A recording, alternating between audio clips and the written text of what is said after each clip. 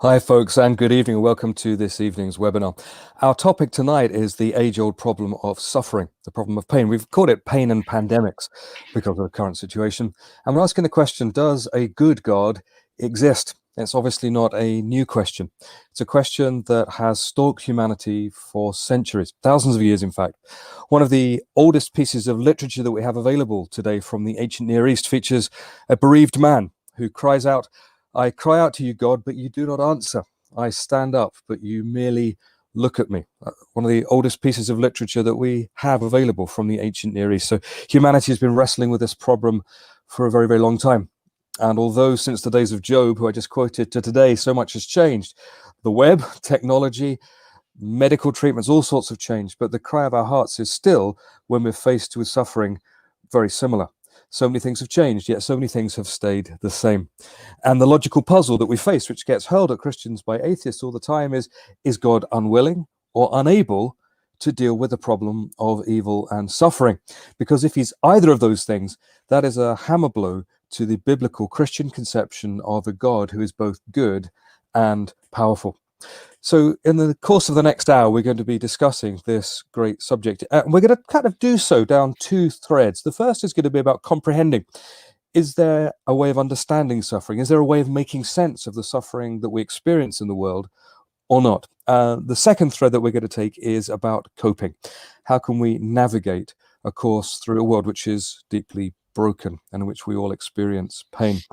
And I think it's important that we do take those two approaches. I say that because I remember a discussion going on between some philosophers and theologians, and they got very excited about the ideas, and they were arguing passionately this way and that about how suffering could be comprehended. But in the middle of the enjoyment of ideas, they seem to have lost track of the fact that many people were deeply suffering. And these questions are not intellectual footballs, but are matters quite literally of life and death. So while we will look at some of these ideas, we also want to talk about how we can cope and navigate our way through the path of pain, which comes to all of us in this life. Now, joining me to discuss this great question is Gareth Black, who, if you've been on any of our webinars before, you probably will have come across Gareth. Gareth is a speaker and a bioethicist, and he encounters this not just in the realm of ideas, but also because he works in the hospice movement.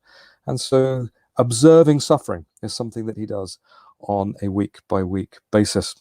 Sadly, no Kristi Mair tonight. If you dialed in tonight hoping to see Kristi, and you'd seen that Kristi Mair's name was on the advertisement, well, we've just got an email saying she's unable to join us tonight. So if you're one of Kristi's legion of fans, please do hang around. Sorry to disappoint that she won't be here. But Gareth, are you up for taking all the questions on your own? Are you up for that? Well, I'll have to be. I don't know. We'll just have to go for it. We'll just have to leave it up to my legions of fans, or basically just my mum, who'll probably be watching this. So, but I'm looking forward to it. Obviously, we would have loved to have Kristi with us. Unfortunately, she's not well. But this is still an important topic, so we want to honour people who've tuned in to ask their questions about it. Excellent.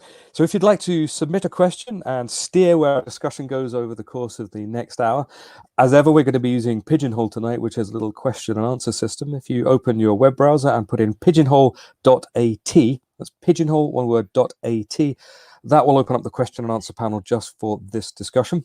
And then if you do that, you'll be asked to type in a code. And the code for tonight is SOLAS, S-O-L-A-S, 3-SEPT. So SOLAS 3-SEPT.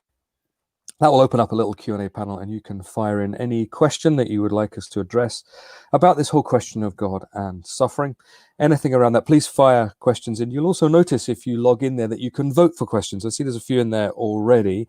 If you log into Pigeonhole and you see a question, you think, actually, that's the question I was going to ask, or that's a particularly perceptive question. If you vote for that, it will come up to the top of my screen, and the ones that get the most votes, we will kind of try and work down through those questions with the most popular ones so that we can kind of weight to the discussion around the concerns that you have and where you would like this discussion to go. So please come to us. I'll remind you of that code again a couple of times as we work through.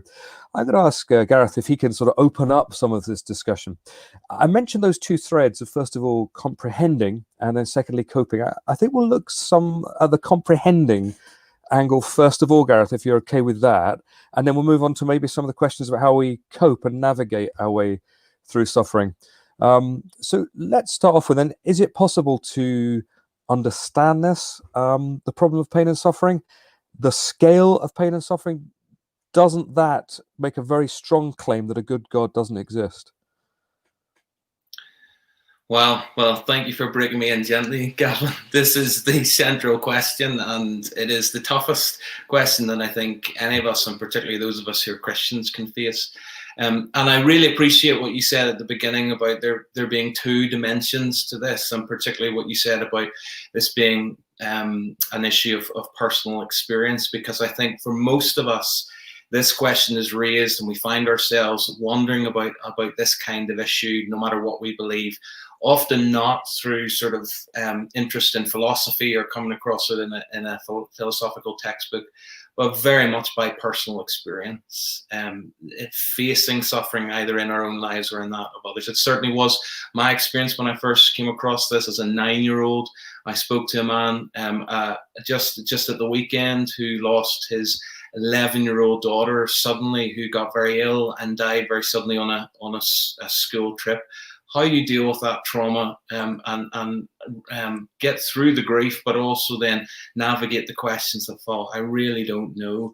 And it's very normal for people to simply deduce, well, look, the world is too broken, it's too chaotic. This simply means that there's no God behind it. And I fully respect and understand that there'll be people on this webinar who can't even entertain the idea of a God, or maybe some who have entertained the idea of a God and have in some ways lost their faith now because of the pain and the disappointment that they've experienced. As important as I feel that is, I want to acknowledge that there may be just a couple of reasons as we start off why I don't personally come to that conclusion between suffering and deducing down to atheism. One is simply because I think most philosophers now would accept that the problem of suffering or the problem of evil doesn't necessarily disprove God, that there are reasons why a good and a loving and an all-powerful God could exist, and yet we still experience the kind of world that we do. And maybe we'll go into those reasons a little bit later on. But another reason why I think I'm persuaded more along the Christian story rather than sort of the logical conclusions of atheism or naturalism is simply because, when Stephen Fry says things like becoming an atheist in the face of suffering just makes your life simpler, cleaner, and more worth living, I do think in some ways atheism is a simple answer to this. Certainly logically, it does answer the logical question. But for me, it's too simple an answer to account for the normal and the universal human experiences and responses that we have in relation to suffering. So take, for example, our intuitive response to suffering to say things like, this is not the way it should be, this is wrong, this is unjust. I think most of us experience and respond to suffering in that way. But of course, in order to say that with any degree of meaning or objectivity, we have to have a sense in which we can objectively know what right and wrong and justice is. And so where do we get that from if atheism is true? Either it's just sort of personal preference or it's just social preference. But we can't ultimately say that this suffering is wrong or it's bad or it's not the way it's supposed to be, because that's a moral judgment. It's not an empirical observation, that's a moral judgment. But where do we get that moral framework from if we simply exist in a universe which neither knows nor cares? So in that sense, for me, I agree with C.S. Lewis when he said that atheism turns out to be too simple. It does, in a sense, answer this question or have an answer to this question in terms of abstract logic, but I don't find that consistent with the normal human experience of suffering. And I would expect, if we're talking about ultimate reality here, any account of ultimate reality ought to account for that. And I feel that the Christian story, therefore, is much more robust. It's much more honest with our universal human experience. Thank you. The question of God's existence then also pushes the question of God's goodness. Christians are very keen on saying that not only is God there, but that God is fundamentally good, or, biblical language, God is love. Wouldn't there be a case in the face of the kind of suffering that Stephen Fry mentioned? I think he talks about cancer in children in his sort of famous interview on that. What do you say to the idea that if there's a God there, he could be malevolent for allowing these things to happen? What's your view on that angle? Yeah, I think that's a very important question, and I think that a big aspect of what we're going to talk about tonight is not simply whether God exists, but what kind of God actually does exist. I think those questions of the nature of God are very, very important ones. They're very natural ones, and they're ones that actually I see time and time again in the Bible when we see figures in the Bible suffering. It's not necessarily that they struggle to believe in God's existence, but they certainly struggle to understand God's nature and believe in his good character, and trust in his purposes. And so in that sense, that resonates very much with normal human experience for me. I think we need to be careful about what we assume a good world would look like. I think that the natural assumption in some of the questions that you've asked is that a good God would only allow a world in which there's no possibility of suffering, in which we would never get sick, and these kinds of things wouldn't happen. And as you've mentioned, I am very much into bioethics, and one of my favorite sort of bioethical novels is Brave New World, Huxley's Brave New World. And of course, anybody who's read Huxley's Brave New World will notice that in some ways it's that kind of world. It's a world without suffering, a world in which all of the ambitions of science and humanitarian projects have largely been met. But the reason why Brave New World is a dystopia and not a utopia is because in doing so, it's also redacted from human experience some of those other values that we would want in a good world, namely the ideals of freedom and the ideals of love. And so in a world in which true love is real and meaningful and possible, there has to be real moral freedom. You cannot coerce love. If I was to tell you that my wife agreed to marry me under threat of a gunshot to the head, I don't think anyone would call that true love. Now, some people think that's what actually happened because that's the only way Amy would agree to marry me, but it's not actually what happened. So what makes that love meaningful is that Amy had the freedom to either say yes or to say no. If she didn't, it makes that confession of love redundant. And a lot of theologians and philosophers would say that that's the picture that we see in the Bible. God gives us real moral freedom, and that is a good thing. That's what makes him, and evidence is that he is a good God, because to not have that and to live in a purely deterministic world would undermine God's goodness in a different way. But in order to have that level of significant freedom, it also allows us freedom to not love God or to not love each other, but to choose to turn in on ourselves and choose to use our freedom in ways that are purely selfish, and that has repercussions as well. So again, I find C.S. Lewis very helpful with this. Is that he often says that God is prepared to take the risk because he wants to dignify us with real freedom so that we can respond to him as free beings and respond to each other.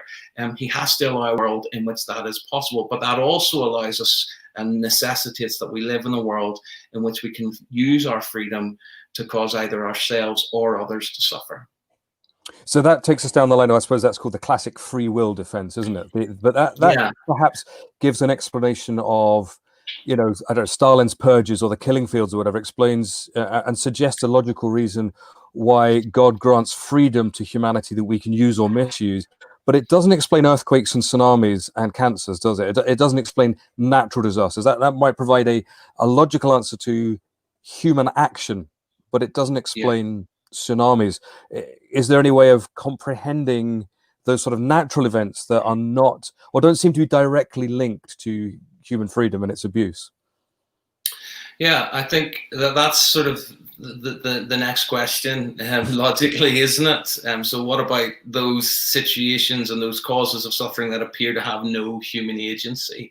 And I would just want to gently push back, not to dismiss the question, but I do think asking this question about how much human agency is involved in natural disasters or natural phenomena is an important one to think about. I have a friend who is an academic in Florida. He works in the area of of disaster studies, and he's often saying, and has produced a very good documentary on this, like saying that natural disasters aren't as natural as we might think.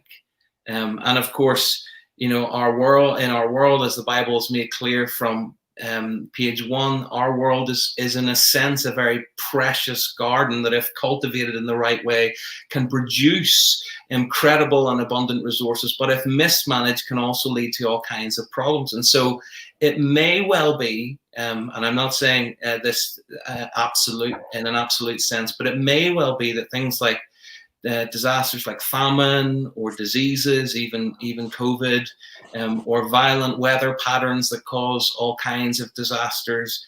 It may well be that these things that first appear to us to be purely natural phenomena, which has no seeming human causation, may well be, in fact, the final domino, as it were, in a chain of causes that have a lot of human agency in them.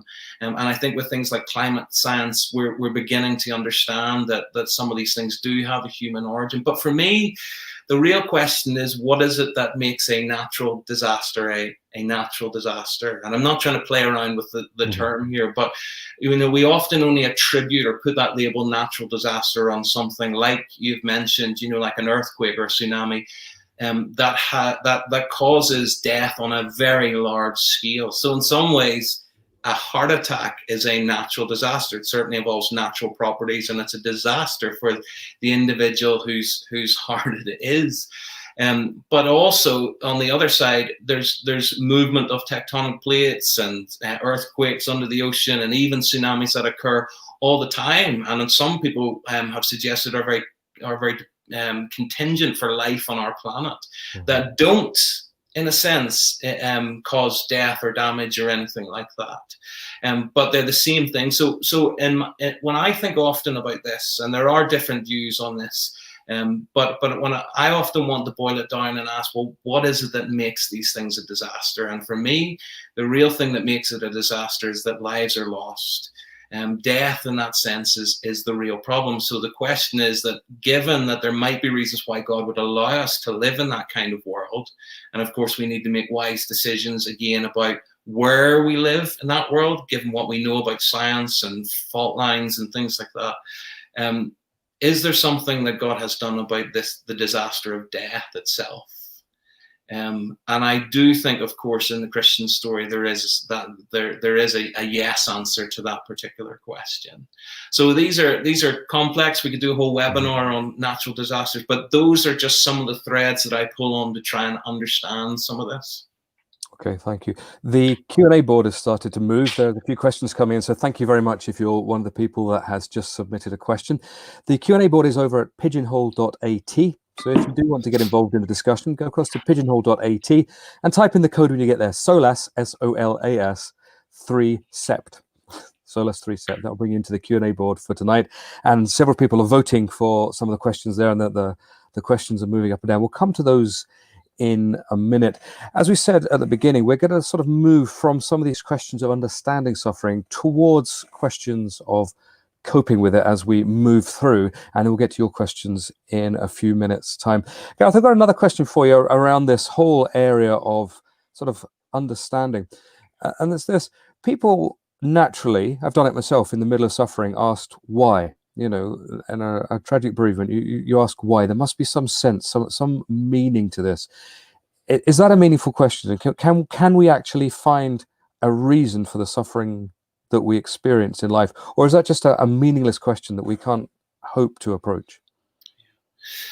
Again, I think it's, regardless of what kind of question it is, it's certainly a very universal question. I think that one of the most natural responses as human beings to any experience of suffering and pain and disappointment is to ask this question, why?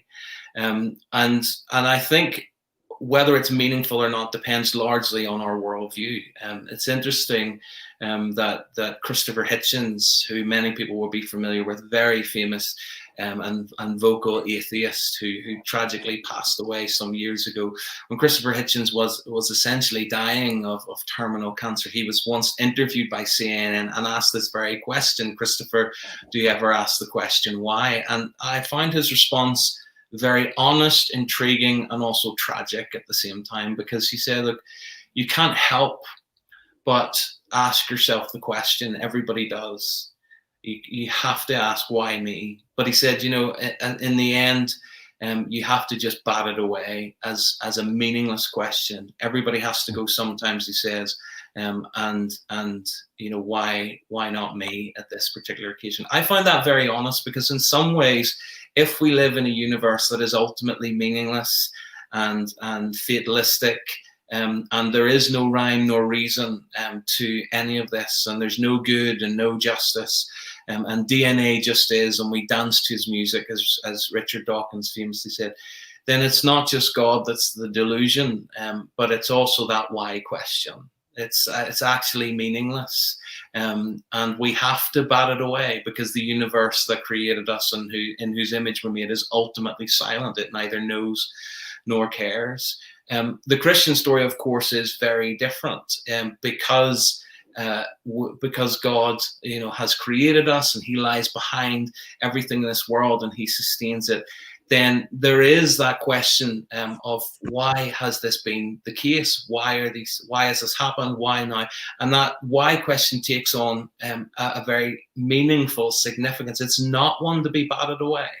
And for me, I find that very, very compelling. I don't think the why question is something to simply be batted away. I think it's something to be embraced. Now, that's not to say that we always get a perfect answer, and that God's going to give us a complete explanation for why all of these things happened.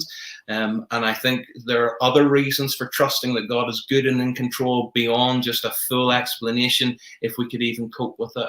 But at the bottom line, the why questions still matter, and we're at least allowed to ask the question. And of course, you started tonight with a quote from the character of Job, and the whole the whole story of Job.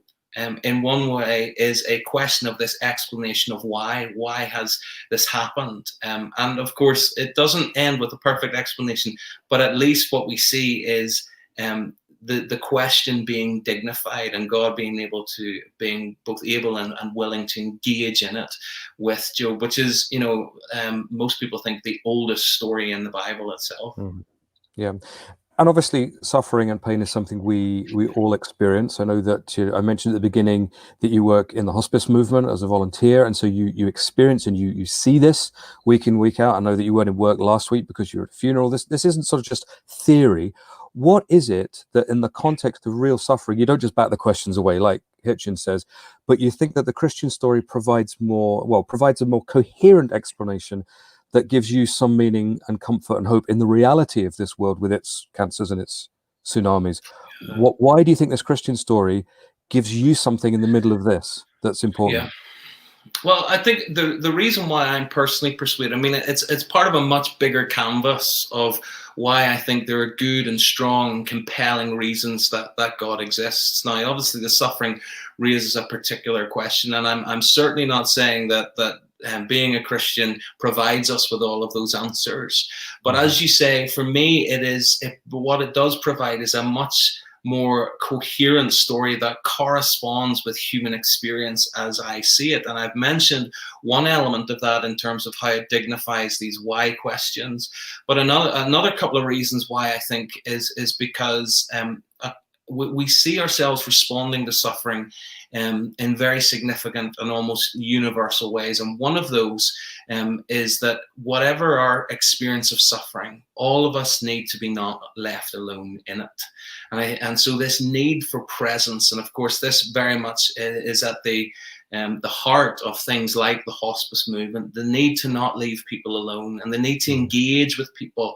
And whether you can take their suffering away or not, often what's more meaningful for people is just that the thing is dignified, and that people are honored and respected and supported by community in it. And of course, we see this all the time in terms of how we naturally respond to suffering, no matter what we believe. So even we often see it if somebody's going through cancer treatment, for example, and often, cancer treatment will cause people to lose their hair. And now we have these movements called Brave the Shave, which is essentially other people shave their heads, even though they're not experiencing cancer themselves, but they're entering into that experience as a symbolic way of saying to the other person, it matters to me. It matters what you're going through. I'm with you in it. You're not alone. And that's deeply important in coping with suffering, as we're talking about. And we do it in other ways on social media that I could go into. But for me, that's significant, because that's exactly what the Christian story has said God has done. He has entered into our human experience and become human himself. We're talking about a God who experienced the full gamut of suffering, both physical, psychological, relational, and spiritual. So he is fully able to sympathize. And as the famous novelist Dorothy Sayre says, whatever God might be doing, one thing that we can say is that he's taken his own medicine. He has not left us alone in it. So in that sense, I think that's deeply compelling for me, that rather than just send us a sort of explanation or an abstract philosophical theodicy in response to suffering, God sent us himself, even to the point of hanging on a cross, in order to both dignify and sympathize with the full extent of our own. But the second aspect of that is hope. I think we all look for hope in the midst of suffering as well. And of course, we've seen this with the pandemic in terms of that sense of putting the rainbows on our window, or the songs that we sing. They're all aspects of hope. I can remember even I worked with a young man who was tragically killed in a carbon monoxide leak when he was away with his friends. And they were at an apartment, and there was a fault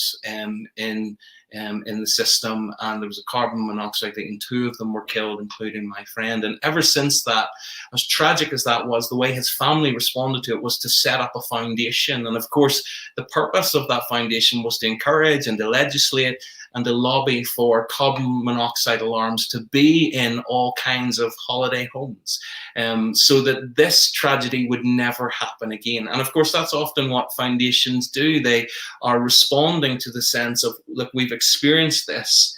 There may be nothing that we can do in order to mitigate the experience, but we want to work towards a day in which no one will die from carbon monoxide leaks in apartments. We want to work towards a day in which motor neuron disease or cancer is relegated to the annals of history. And that's a hopeful response. And of course, Christianity tells us that that's not just wishful thinking. There's a basis for that. There is a basis for believing that one day suffering itself will be relegated to history. And now, of course, the question is, what's the basis for that hope? But if it is true, then it's deeply significant, and we would expect ourselves to be responding that way. Yeah. Okay.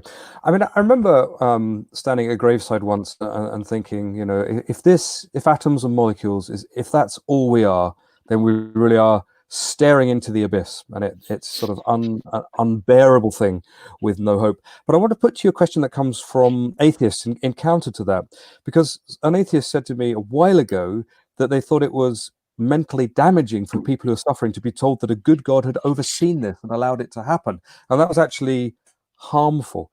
What do you say to that kind of accusation or challenge that comes from atheists?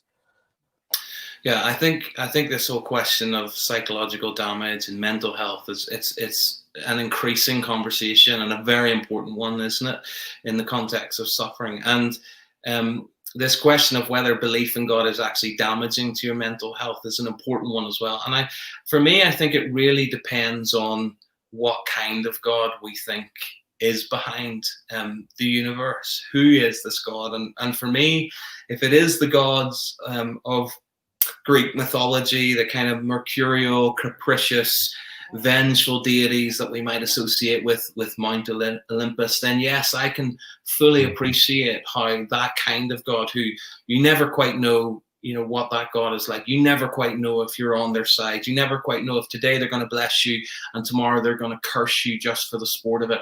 Or if it's a God behind the universe to which is so remote and so otherly that you can't even ask these deeply human questions. You have to just accept that this is the will of your deity, and it's even insubordinate to even ask the question.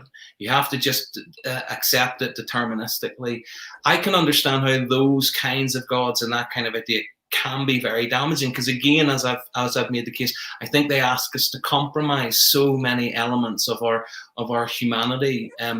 But for me, I think that's why Christianity is so focused on revealing to us not just the fact that God exists, but what kind of God is it who exists. And we see in the pages of the Bible, both the Old Testament and the New Testament, a God who's so willing to be known and so willing to have his character understood, so that we respond to him not on the basis of a character, but on the basis of who he truly is, a God whose very nature is love, a God who's fully invested in our lives, a God who is a God of justice. And of course, some people suffer because they don't get justice. So it's really important that God is a God of justice, but also slow to anger and abounding in steadfast love, a God who's fully invested in all of our lives, a God who knows what it's like to enter into the suffering, as we've said, who takes our questions and even our psychological struggles very, very seriously. We see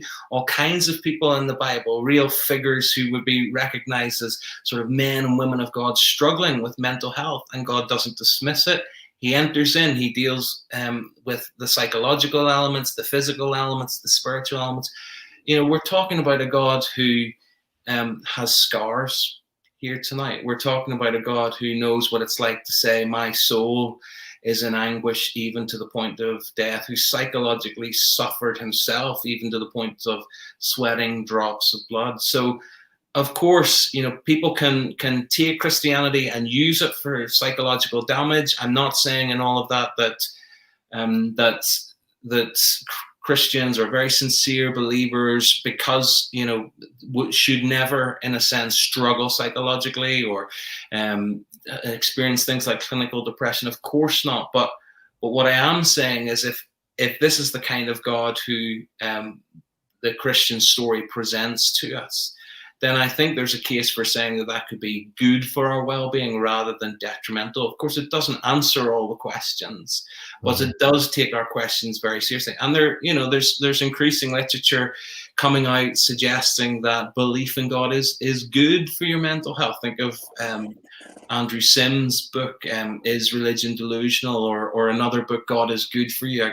The name of the author has slipped from my mind at the minute. But I think it really comes down to what kind of God is he? And in that sense, we need to take a really good look. Yeah. Greg Sheridan, I think, is the book you're referring to there, the Australian journalist. Yeah. Fascinating book. One of the other things I want to ask you then is that, backtracking a few of your answers back, there's something I wanted to pick up on, which was you talked about Christian hope. And, you talked, you referred, I think, obliquely to kind of resurrection hope and future hope. That's great, but I can imagine some people are already asking, that seems post-dated. What hope or what does Christianity offer for people now who are suffering? What does it offer in the immediate rather than kind of post-dated, I suppose pie in the sky when you die is the classic kind of dismissal of that. What does Christianity do now? And how have you seen it in real life help people who are suffering?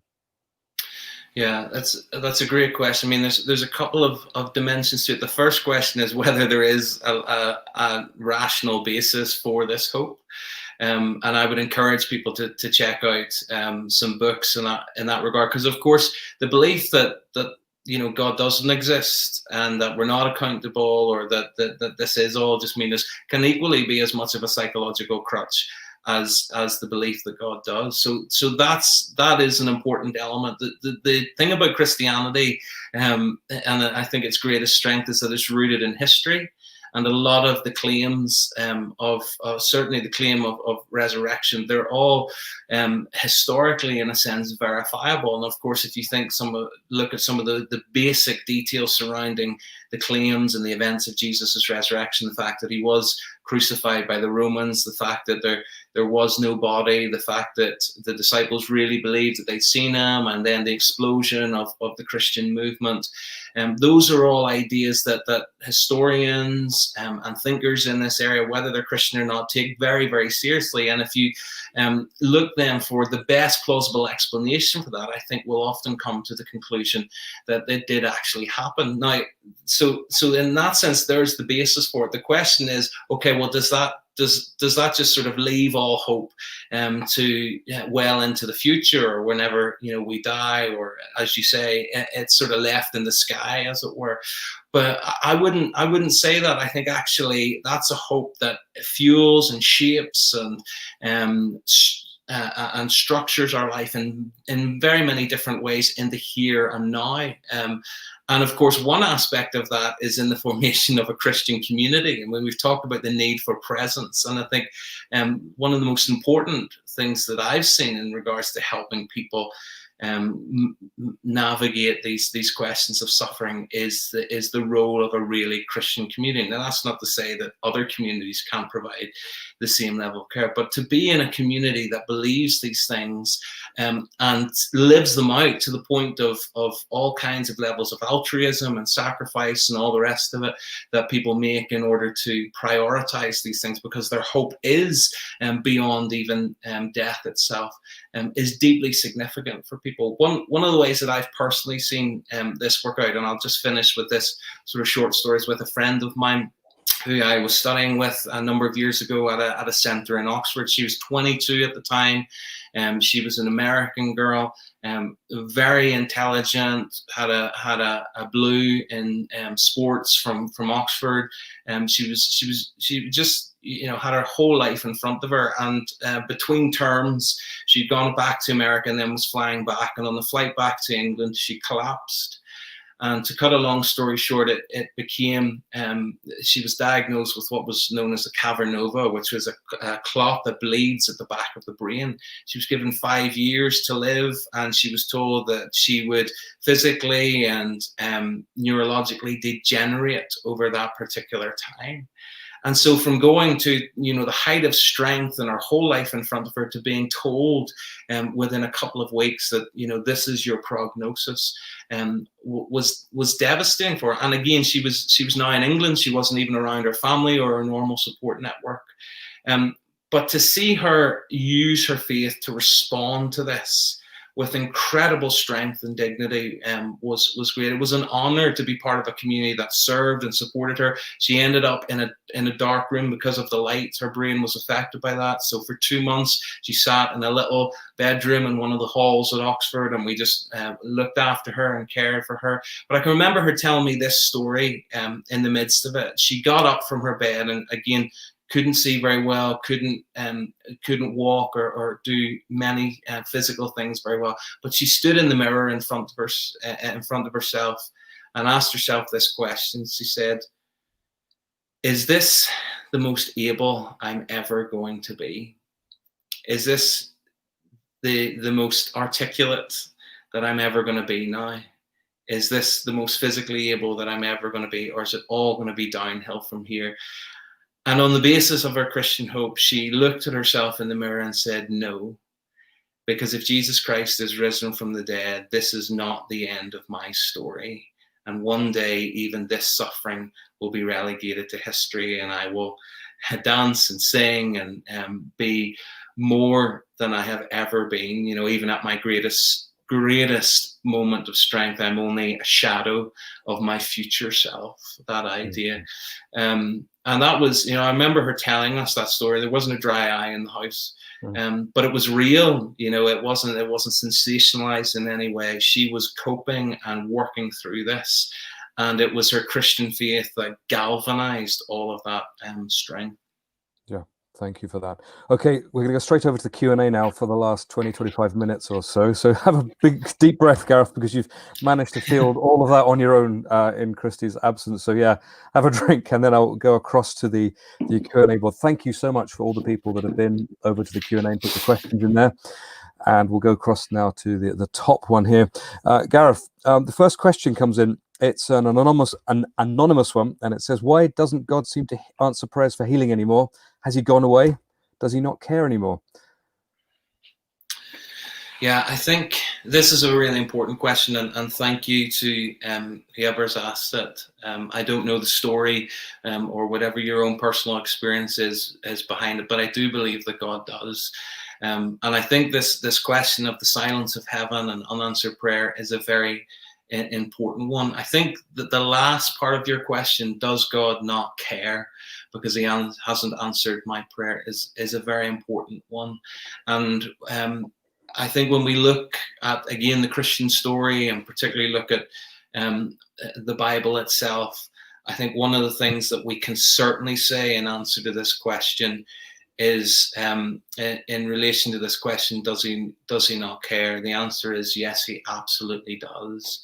And the way that God has demonstrated his love for us is not by answering all of our prayers. And whether we get our prayers answered or not is, according to the Bible, no measure whatsoever of what God thinks of us. I've seen some of the most, as far as I can estimate it, and even as far as the Bible pronounces it, some of the most holy and righteous people who have been so committed to their faith, who have gone through deep suffering and have prayed for God to change the situation, prayed for healing, and it hasn't happened. One of my good friends that, again, I was in England with a number of years ago, 36 years of age, and suddenly, all of a sudden, was diagnosed with terminal stomach cancer. And we prayed and we fasted, and God didn't take the cancer away. So the basis, or the way that we know, or the authority on which we can understand that God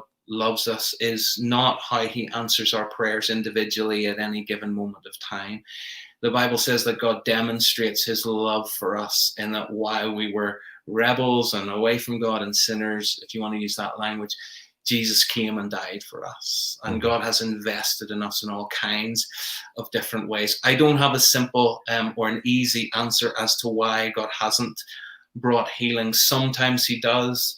And we're thankful for that, but other times he doesn't. He didn't for my friend, but the basis on which his goodness is to be judged is not on those things. It's on this bigger picture of who is he, what has he done, what has he offered me, and has he given me a hope that's tangible and that I can truly base my life upon, that is greater than even not getting this answer to my prayer.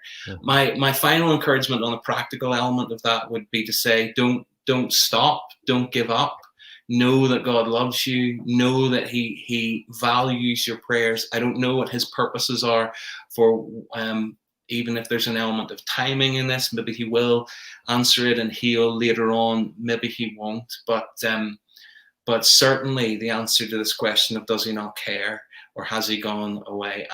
Absolutely not. In some ways, he might be closer than you could ever imagine. And often he's near to us in unexpected ways. I think one of the ways that I certainly know God's love and God's presence and care for me, even when I don't necessarily have warm, fuzzy feelings of it, is through the tangible presence and care of his people, which is, according to the Bible, his own hands and feet.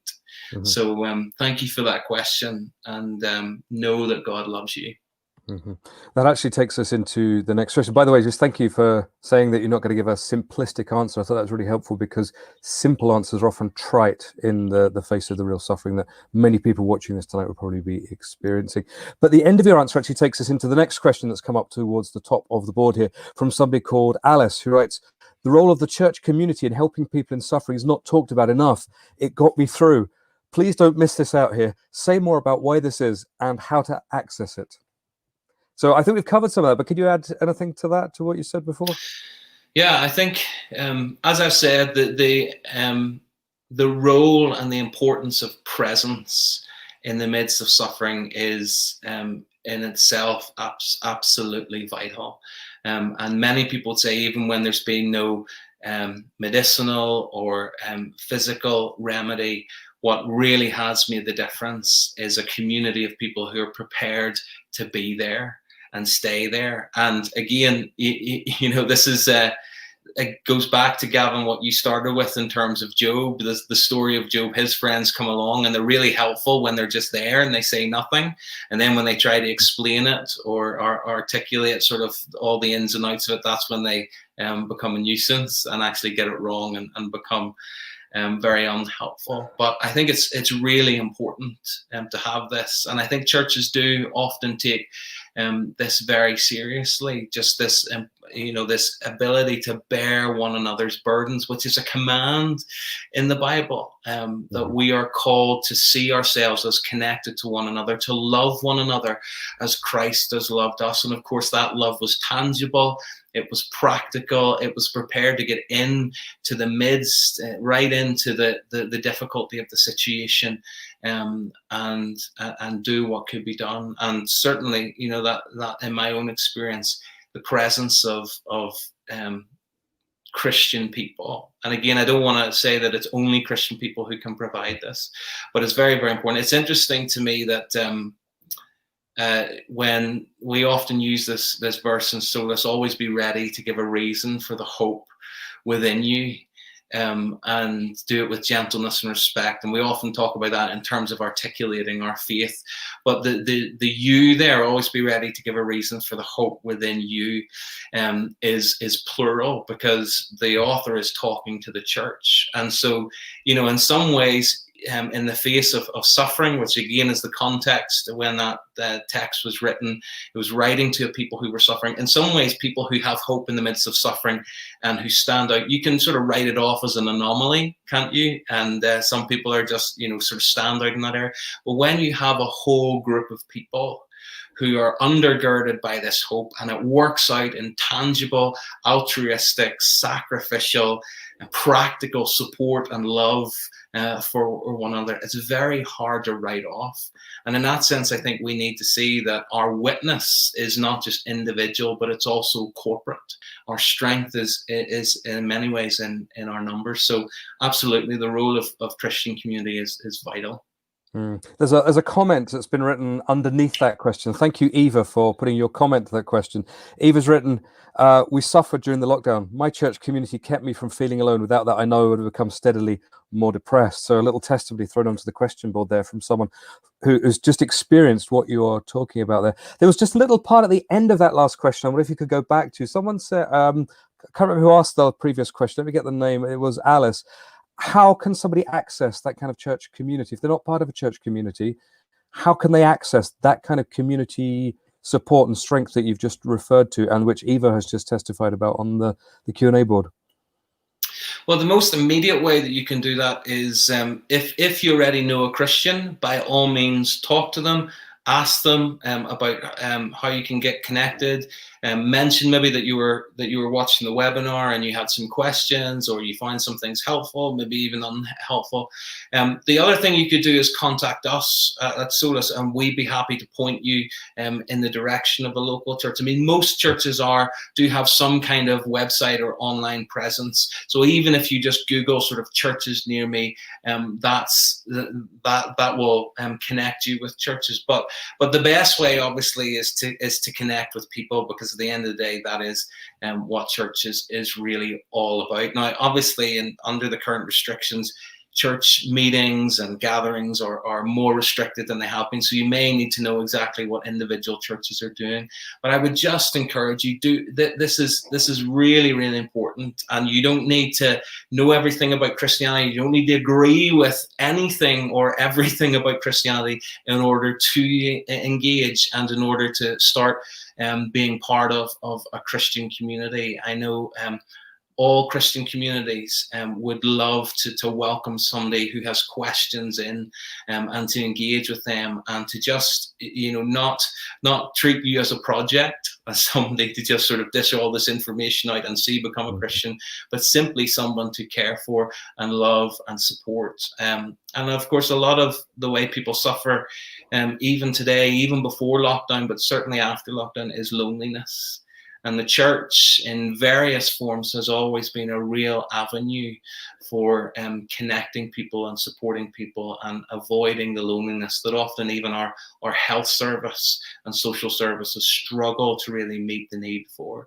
So please do avail of that. I know that churches would love to connect with you. And if you're just not sure how, why don't you send us a quick comment or send us an email afterwards? I'm sure Gavin will tell you how to do that. We'd love to show you where you can plug in.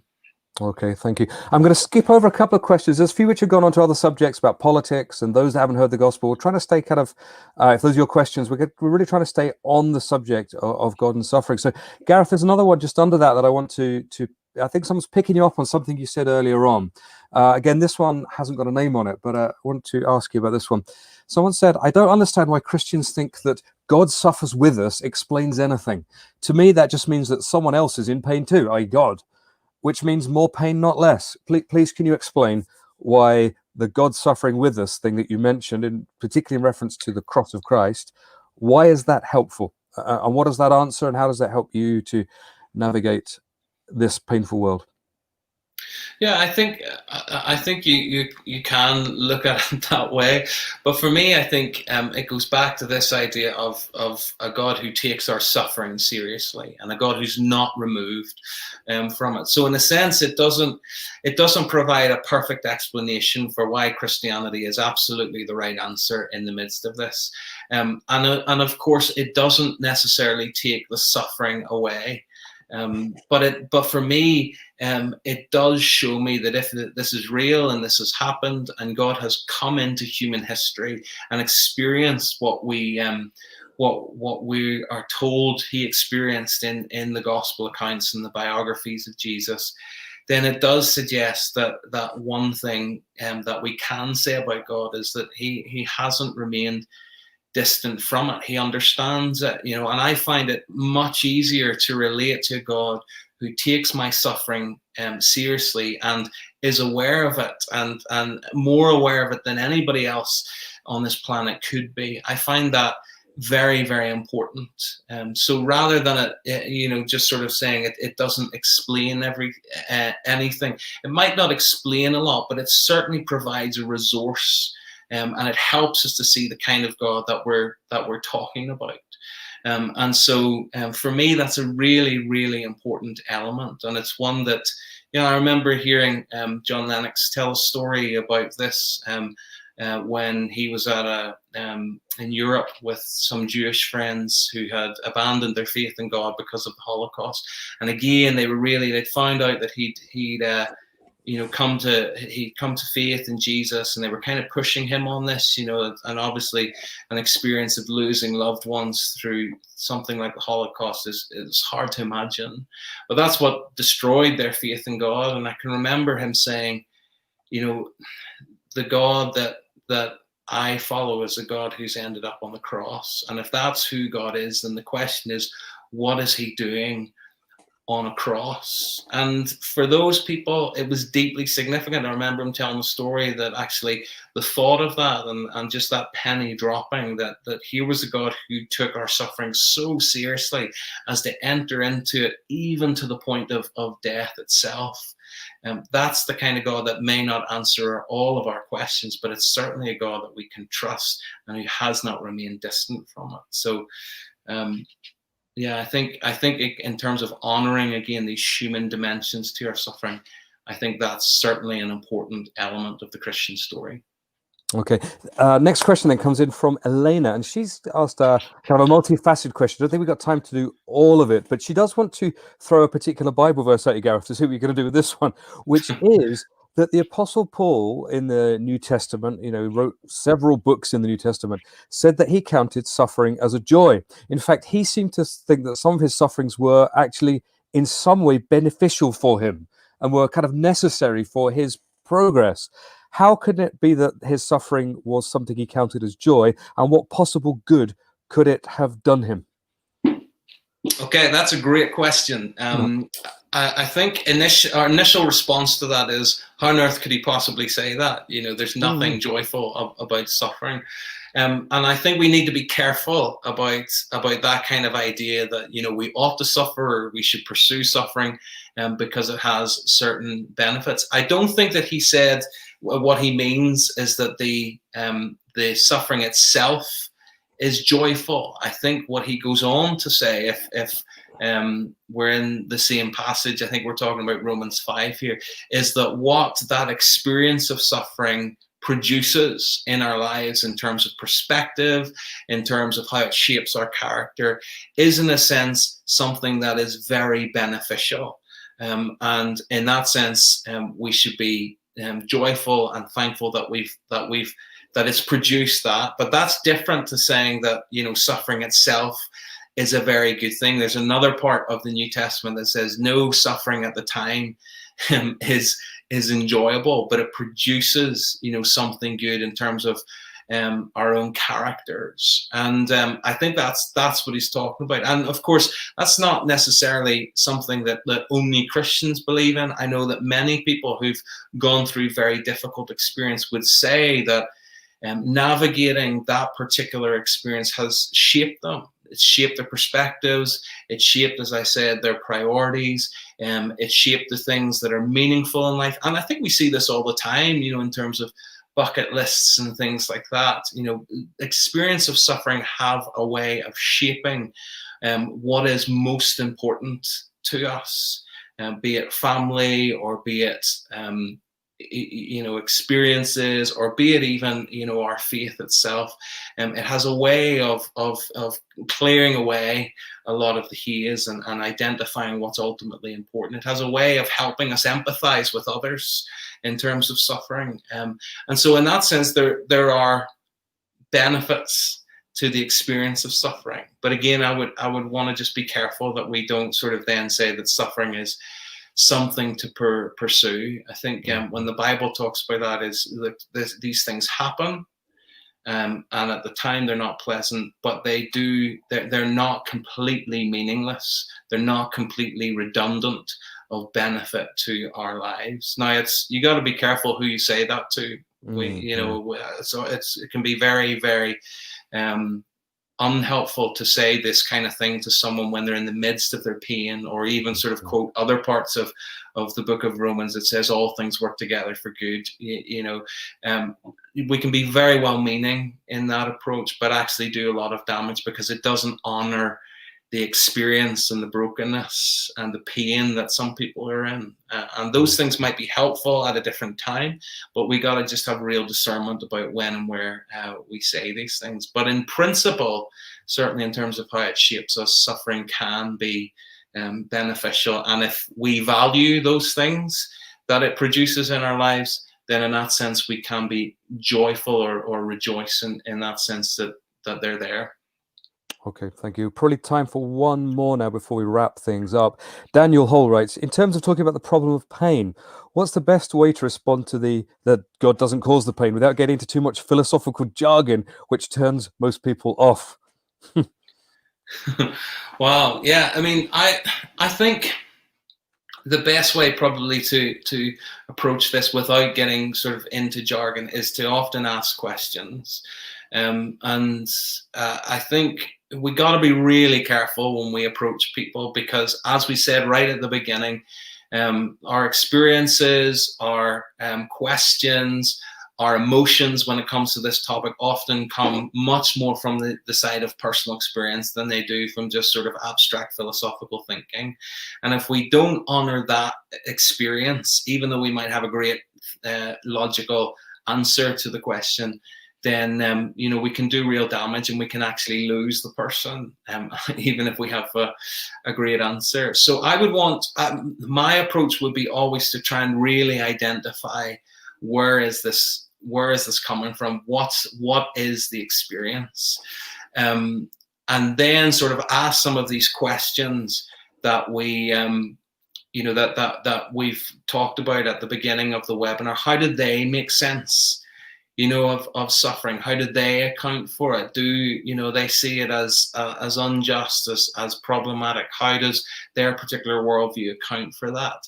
And then I think very, very gently, rather than sort of again hammering people with a lot of apologetic or philosophical propositions. Just talk about your own story, talk about your own testimony, and talk about your own experience of how you've navigated these things in your own life, and how your own Christian faith resources you with some of these areas that we've talked about it, and how you find that deeply meaningful. So yeah, I mean, again, people are more than just their brain. They're more than just their questions. They're more than just their suffering. And we need to be careful about how we approach that. But I think we also need to approach it holistically, and discerning when and how to tackle each issue is something that I think, you know, if you're a Christian, we really need God's help with, and we really need to be praying about. Also talk to other people. We've talked about community. Maybe you have no idea about this kind of experience and the kinds of emotions and traumas that it can raise up, but maybe you can talk to somebody, another Christian friend who does know. So I would just encourage that. But for me, really identify where this question is coming from by asking good and gentle questions. And then the second aspect of talking about your own story and how the Christian story has helped you navigate some of these areas, and then just see where that goes for people. And with that, our time has gone. Thank you, Gareth, for navigating us through the last hour and fielding some of those questions. Thank you so much for joining us this evening, particularly if this is a live issue for you and you are struggling at the moment, whether it's the current pandemic or all the other things that we encounter and suffer in life. It's a privilege for us that you've chosen to spend the last hour with us. Thank you for that. Get well soon, Kristi Mair. Hope you'll be back with us again soon.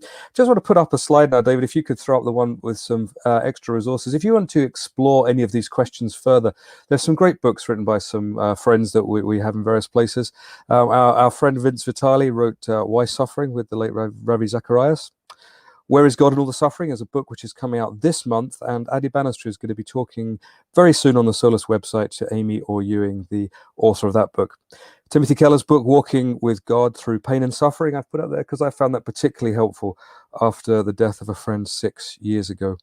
Walter Storff's Lament for a Son is a stunningly beautiful book in which he talks about the loss of his son in a climbing accident. It's just a beautiful, beautiful book. Hope Has Its Seasons, the other book there, as well as another one from one of our friends, Sharon Dirks, who speaks at some of our conferences, entitled Why, and then another book we've mentioned a few times before in these webinar series, Confronting Christianity by Rebecca McLaughlin. Has got a really, really helpful chapter on the whole topic of suffering and God that we've been discussing this evening. So we'll leave that up for a second or two so that you can scribble down any of those that might be of use to you. I've put the Solus website address underneath there. If you do want to discuss any of this with us, do drop us an email on the Solus website there, which is solas-cpc.org. There is a contact button. And if you want to contact us to ask us about any of these things, or if you'd like us to pray for you, we would be very, very happy to do that. We pray together in the Solus office every Monday morning. And so if you are wrestling with these things, we would love to pray for you. Do drop us a line. Gareth also mentioned in many of his answers some of the ways in which Christian community can be really, really helpful. And if that's something you would like to access, again, drop us a line, because we're really, really well connected with churches and ministries and people up and down the land in many other countries too. And if we don't know somewhere we can recommend you, we'll know someone who can. So we are there, and we'll do everything that we can to point you in the right direction. So thank you in the background also to all of those of you who have submitted questions tonight and joined in with the Q&A panel. That's hugely appreciated. Thank you to those of you who have joined us and watched the webinar tonight. And thank you to the wonderful David Hartnett, as ever, for producing and doing all the IT work which makes these things possible. Thank you so much for joining us tonight. Good night and God bless.